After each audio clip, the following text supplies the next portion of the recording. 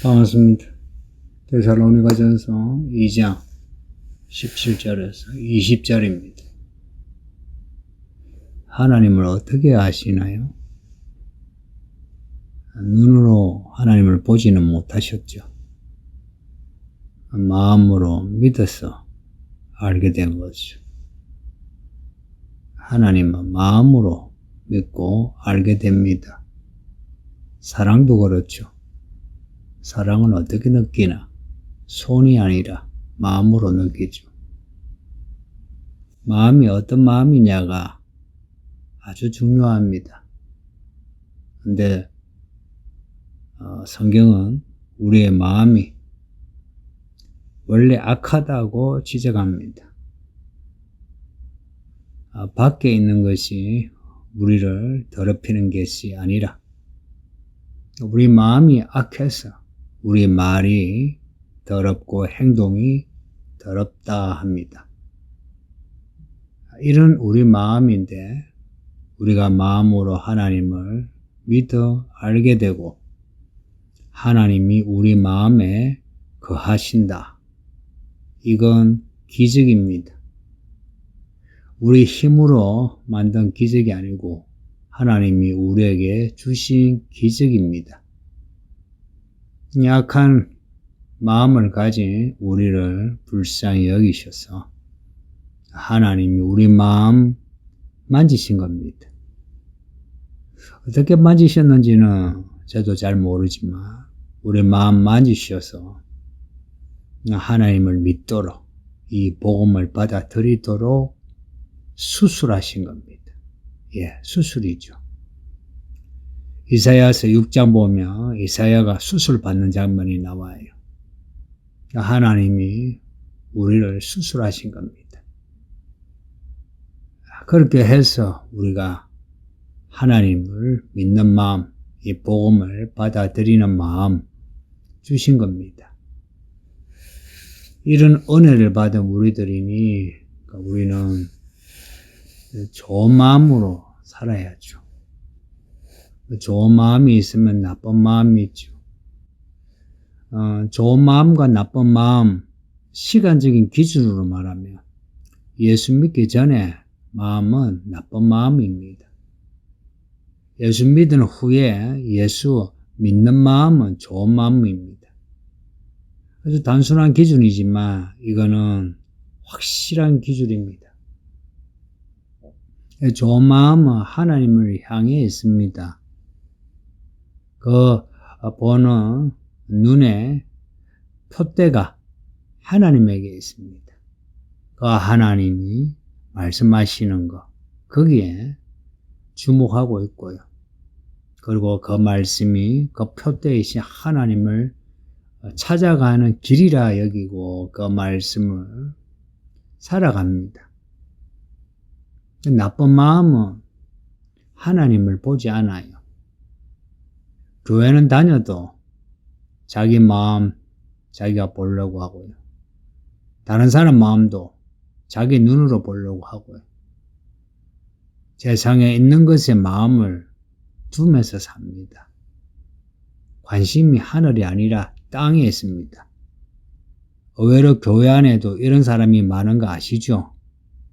처음 교회 안에 들어오니 아이고 믿음이 좋다 싶은 사람들이 이 교회 안에서 같이 지내다 보니 교회 밖의 사람하고 별 다를 바 없는 거 보시죠. 그만큼 마음 지키는 게 쉽지 않습니다. 어려워서 쉽지 않은 게 아니고요. 우리의 마음이 그만큼 산만해져서 그렇습니다. 그냥 아이처럼 이 말씀을 받아들이고 말씀 따라가면 우리의 표대가 되신 하나님 만납니다. 근데 우리 마음이 자꾸 딴 데에 있습니다. 그러니까 믿음 생활이 어려워서 믿음을 떠나는 게 아니고요. 자신의 마음을 자기가 못 지켜서 믿음을 떠납니다. 이 부분을 제가 확실하게 해주고 싶어요. 사람들이 손이 안으로 굽는다고 자기 자신을 항상 변명해요. 우리는 그러지 맙시다. 그러면 스스로 무너지고요. 인생이 누추해집니다. 교회 일 있죠. 교회 일이 무슨 일이냐? 내가 좋은 마음으로 하나님을 바라보며 사람을 얻는 일입니다. 사람 얻는 데 있어서 가장 중요한 거는 마음 얻는 일인 건 아시죠? 하나님이 내 마음을 얻으셔 내가 이렇게 예수를 믿었으면 이제 내가 할 일은 사람 마음 얻는 겁니다. 악해서 더러워진 사람의 마음을 얻는 거, 우리가 예수 믿는 마음 가진 거 하나님의 은혜죠. 복음을 통한 하나님의 은혜죠. 우리의 양심과 우리의 도덕적인 어떤 고상함으로 사람을 얻은 적이 있습니까? 얻은 것 같아서나 사람을 잃어버리죠. 사람을 얻으려면 하나님의 은혜, 이 복음의 능력밖에 없습니다. 하나님이 은혜 하니까 좀 이 단면적으로만 받아들인 분이 있는데요. 하나님의 은혜는 우리가 지옥에 갈 수밖에 없는 죄인임에도 우리를 살려주는 권세가 있는 능력입니다. 그래서 로마서에서는 은혜가 우리의 왕이에요. 그리고 하나님은 은혜의 하나님이십니다. 그 사람들에게 은혜를 끼쳐야 사람들의 복음을 받아들여요. 우리들의 돈이나 친절이 아닙니다. 물론 그런 친절과 돈, 시간 들어야 사람을 얻을 수 있죠. 근데 무엇이 우선이냐? 이게 중요하지 않겠습니까? 이런 복음을 놓아버리고 다른 것으로 하려고 한 사람이 있거든요. 안 됩니다. 안 되는 거 알면서도 저는 가만히 놔두고 볼 수밖에 없어요. 왜냐? 그래야 교육이 돼요. 그러면 중간에 잔소리하면 진짜 잔소리로 들어요. 그리고 마음이 삐쳐서 교회 떠날 수 있어요. 그러면 불쌍하잖아요. 그래서 그냥 놔줘요. 성도님들, 마음을 지키세요. 믿음의 마음 지키세요. 바울은 마음을 지켜 그리스도를 향한 마음을 늘 가지고 있습니다. 바울의 서신서에 바울이 그 자신의 그 파토스를 자신의 그 마음을 많이 고백합니다. 아예 그리스도의 심장을 가졌다고도 고백합니다. 이런 고백을 할 수 있으려면 자신의 모든 마음이 그리스도를 향하여 있을 때 내가 그리스도의 심장을 가졌다 하는 거예요. 그리스도에게 모든 마음을 쏟아붓는다. 이런 사람이 사람 얻기 위해 자신의 마음만이 아니라 모든 것을 쏟아부을 수 있습니다. 하나님을 잘 믿는 사람, 사람에게도 잘합니다.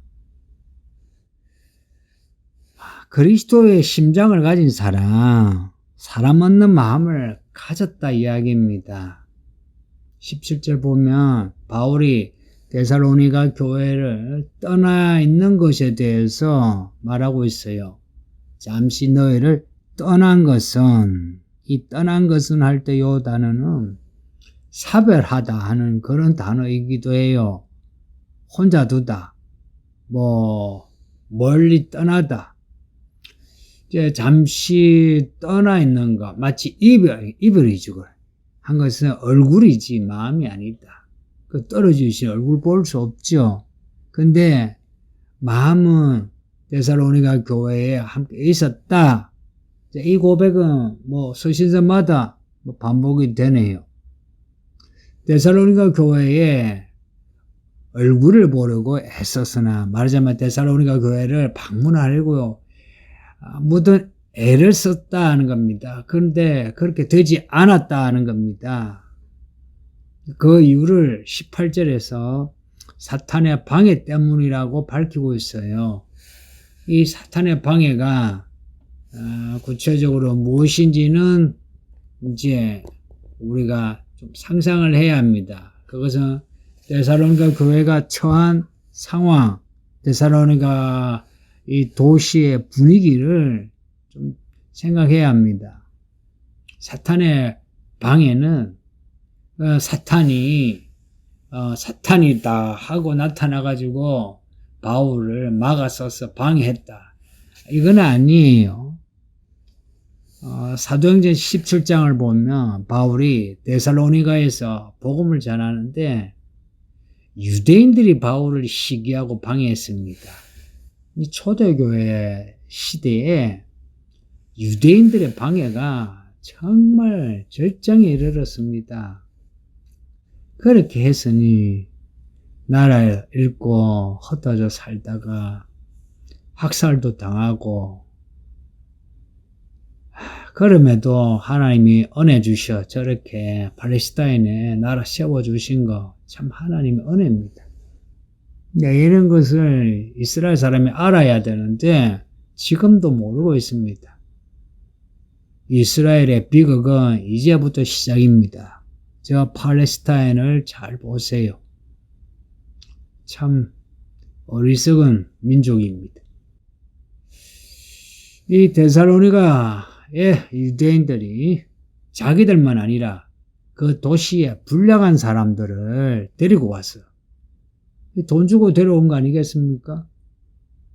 그런 깡패들을 데리고 와서는 야손의 집에 있는 바울을 끌어내려고 해요. 근데 바울이 이미 밤에 도피했어요. 바울이 이미 도피한 걸 알고는 야손을 붙잡아 관리들에게 데리고 와서는 반사회 폭력배로 고발한 겁니다. 이 명칭이 맞는지는 약간 이런 내용으로 고발한 거예요. 아니 바울 같은 사람이 와가지고 이 도시를 시끄럽게 했다고, 가만두면 안 된다고, 죽이든지 추방하든지 해야 된다, 그런 고발을 했겠죠. 근데 이제 야손이 거기에 도와줬다 해야 하는 겁니다. 이 데살로니가에는 아직도 바울을 보면 죽이려고 하는 사람들이 많다. 그래서 지금 바울이 데살로니가 교회에 가는 게 참 어렵다는 겁니다. 이게 또 의미하는 거는 지금 데살로니가 교회가 처한 상황이 크게 좋지 않다는 겁니다. 그래서 앞에 1장 6절에 데살로니가 교회가 많은 환난 가운데 처해 있다 하고 기록하고 있습니다. 그럼에도 성령의 기쁨으로 말씀을 받았다고 칭찬해요. 잘 보시면 바울이 칭찬하는 경우 있죠. 말씀을 잘 받아들일 때, 그리고 말씀대로 잘할 때에 칭찬합니다. 말씀을 받아들이는 거, 이거 상황에 따라 쉽지 않거든요. 데살로니가 교회는 쉽지 않은 상황에서 받아들였다. 그 말씀을 받아들이는 만큼 환난이 더해졌다 이야기입니다. 여러분은 어떤가요? 이 말씀을 받아들이나요? 성경을 읽고 있어요? 읽으세요. 읽다가 며칠간 못 읽었으면 굴하지 말고 또 읽으세요. 성경을 읽어야 제 설교를 이해합니다. 제가 생각할 때 여러분은 제 설교 가지고 이런 말 저런 말 할 수 없어요. 하면 안 돼요. 왜냐? 말씀을 받아들일 만큼 받아들이고, 아이고, 나 이제 말씀을 만큼 내가 받아들일 분량이 됐는데, 아이고, 목사님 설교가 너무 얕아요. 이러면은 제가 받아들이겠어요. 아직 그거 아니에요. 그러면 저도 더 깊은 말씀으로 전하겠죠. 근데 사실 여러분이 받아들일 말씀만 전하는 경우가 대부분이에요. 더 많은 말씀을 전하고 싶어도 이 말씀이요, 이 깊이가 그런 게 이제 무지갱이라고요. 아시죠? 이 말씀의 깊이가 무지갱보다 더 깊어요. 깊이만 그렇게 깊습니까? 높이는 어때요? 넓이는 어때요? 근데 사람은 자기 눈에 보이는 거, 자기가 감각할 수 있는 것만 받아들여요. 우리가 그렇다 이야기입니다. 성도님들, 눈을 감고도 하나님을 바라보고 따라갈 수 있는 그 마음을 길러야 돼요. 그런 사람이 사람을 얻죠. 믿음의 척도 사람 얻는 겁니다. 이야기를 천번 만번 들으셨죠. 계속하는 저도 좀 민망한데 사실은 거 어떻게 해요? 오늘 본문도 그렇잖아요. 그렇게 말씀하고 있잖아요. 19절에 보면 우리의 소망이나 기쁨이나 자랑의 면류관이 무엇이냐? 그 면류관이 뭐냐? 내가 뭐 교회 어디 개척을 하고 내가 어디 뭐 선교 얼마나 업적을 가졌다 이런 게 아니에요. 너희다 그래요. 그리스도께서 강림하실 때 바로 너희가 나의 자랑이요, 소망이요, 기쁨이다. 이 무슨 말이겠습니까? 예수님 오실 때에 우리의 기쁨과 영광 상은 사람 얻는 겁니다. 우리가 맺어야 할 열매는 사람 얻는 열매라는 거 잊지 마세요. 우리가 잘 익어가는 알곡이다 하면 나만 알곡이 아니라 누군가를 열매로 자라게 하는 사람입니다. 그래서 교회 일을 하려면 사람 얻는 일을 하세요. 저는 약간 이 고집이 있어요. 사람 얻는 일에 여러분이 집중하도록 다른 일을 가능하면 안 시켜요. 다른 일을 해서 아이고 힘들어 죽겠다든지 다른 일을 해서 괜히 사람들 앞에 권위적이 행세할까봐 다른 일을 잘 안 시켜요. 사람 얻는 일, 교사 이런 데 시켜요. 그렇다고 제게 막 필요한 일로 여러분을 부리는 적은 없어요. 사람 얻는 일에 여러분을 집중시킵니다.